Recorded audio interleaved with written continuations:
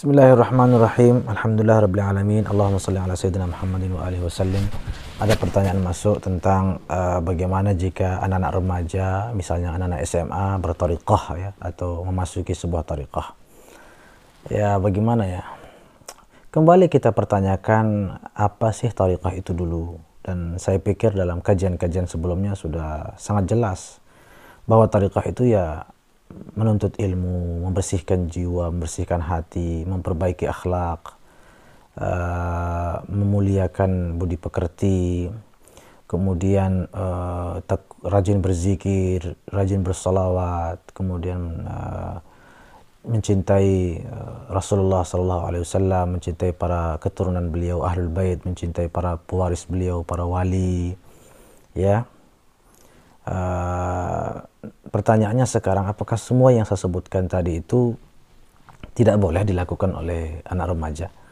Apakah anak remaja belum boleh berselawat misalnya? Atau belum boleh berzikir? Apakah anak-anak remaja belum boleh membersihkan hatinya, memperbaiki akhlaknya, mencintai Rasul dan ahlul bait maupun para wali? Apakah mereka belum boleh berpikir atau mempelajari dan mempraktikkan itu semua? Saya pikir bahkan masih PAUD pun harus ditanamkan hal-hal mulia seperti itu, harus dilatih.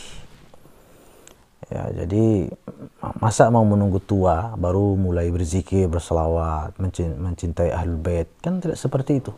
Sebenarnya pertanyaan semacam ini muncul karena adanya sekte-sekte spiritual yang mengatasnamakan thariqah, namun isinya jauh dari apa yang saya sebutkan tadi. Entah apa mungkin isinya ya, mungkin kajian-kajian filosofis yang bikin puyang ya, bikin pusing, membahas tentang Tuhan secara barangkali tidak perlu, bahkan berlebihan, bahkan bisa menjerumuskan kepada hal-hal yang dicela dalam Islam. Ya kalau seperti itu isinya ya bukan thariqah namanya, karena thariqah bukan seperti itu. Sebagaimana para ulama-ulama thariqah kita menjelaskannya, tidak seperti itu. Apalagi tidak jelas silsilahnya, tidak jelas bagaimana sumber ajarannya dan seterusnya. Walaupun bertahun-tahun mengatasnamakan kelompoknya sebagai kelompok thariqah, ya tidak bisa kita akui. Oleh karena itu perlu kita luruskan kembali pemahaman masyarakat kita tentang thariqah yang sesungguhnya itu seperti apa. Adapun jika yang dipersoalkan adalah misalnya tentang amalan-amalan wirid-wirid yang mungkin dianggap banyak sehingga anak-anak remaja belum takutnya terbengkalai belajarnya misalnya karena harus banyak wirid. Ya saya pikir mursyid di sini harus paham, dan pastinya paham, dan maksudnya harus berperan, karena pasti ada aturannya, pasti ada dosis dan porsinya. Jangankan untuk remaja, yang dewasa sekalipun namun tingkat kesibukannya luar biasa, itu ada aturan-aturan dan porsinya tersendiri. Itu nanti para ahlinya yang paham, para ahli thariqah yang betul-betul ahlinya paham bagaimana mengatur dan membimbing amalan para pengamal thariqah itu. Nah, jika pertanyaannya misalnya lah, kalau seperti itu isi thariqah, zikir, salawat, dan cinta ahlul bait, ya itu kan memang ajaran Islam secara umum, kenapa harus melalui thariqah misalnya ya? Dan itu bisa saja ditanyakan.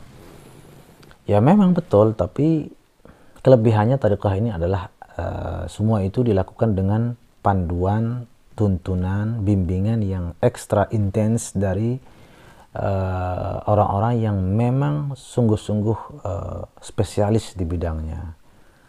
Itu kelebihannya, itu perbedaannya dengan menjalankan semua itu tanpa melalui thariqah. Tentunya jauh lebih lebih maksimal, lebih optimal bimbingannya, dan hasilnya pun insya Allah akan jauh lebih baik. Dan itu tidak pandang usia siapapun, namun semuanya tentunya sekali lagi ada aturan-aturannya, ada porsi-porsinya, dan seterusnya. Mudah-mudahan kita semua digolongkan oleh Allah Subhanahu wa taala sebagai hamba-hambanya yang mau menjalankan semua perintah dan ajarannya melalui bimbingan para kekasihnya, para pewaris nabinya yang betul-betul paham dan sangat memahami, bahkan menguasai bagaimana mengamalkan dan menjalankan semua itu dengan sebaik-baiknya dan sebenar-benarnya. Amin ya rabbal alamin. Terima kasih. Wallahu taala a'la wa a'lamu bis-shawab.